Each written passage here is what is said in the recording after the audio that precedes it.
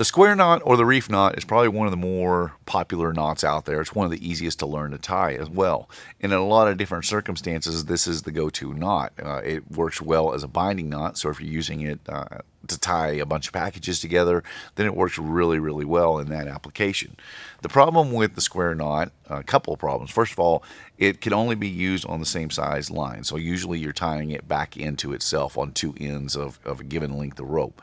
It should not be used as a bend knot. And a bend knot is anytime you have two lines that you're tying together. The reason that it shouldn't be used in that application is because it's simply not secure enough.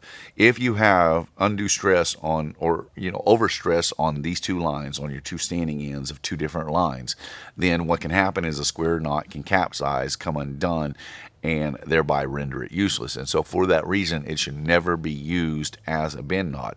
But today I'm going to show you a couple of knots that are tied very similarly to the square knot that are actually binding knots, or excuse me, are actually bend knots, and those are the simple Simon over and the simple Simon under.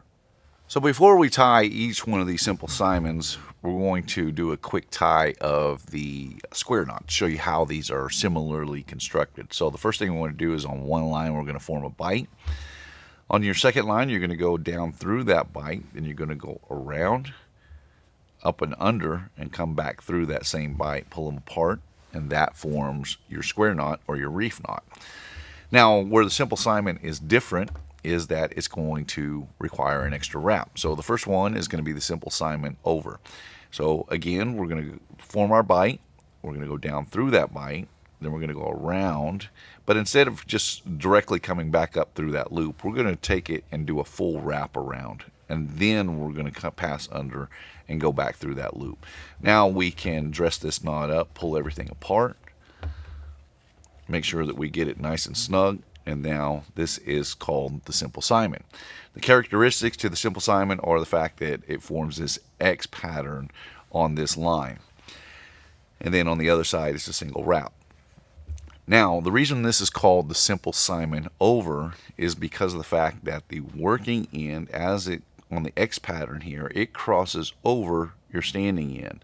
Now this is a pretty decent knot in its own right, works well on lines of different sizes, but if you're using a larger line, you want to form the bite on the larger line and do the crossing pattern on your smaller cordage. Now it also works well on slippery rope as well, on synthetic rope. So the next one we're going to look at is a little bit more secure than this one yet, and it's called the simple Simon under, and it's very similarly tied as well. So again, we're going to start with our bite. We're going to pass down through that bite. We're going to go around, but this time instead of just going around and coming back up through, what we're going to do is we're going to take this line and we're going to pass under our standing end of the rope, and then we'll finish out and come up through that loop. Now we formed the simple Simon under, and this is a little bit more secure yet.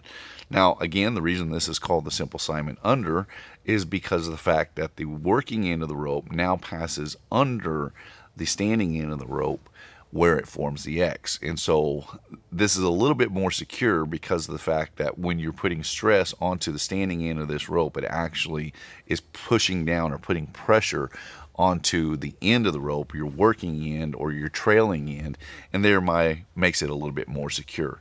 And this is the simple Simon under. There are quick variations to the square knot that can actually be used as a bend knot, and they're pretty effective. The simple Simon under and the simple Simon over.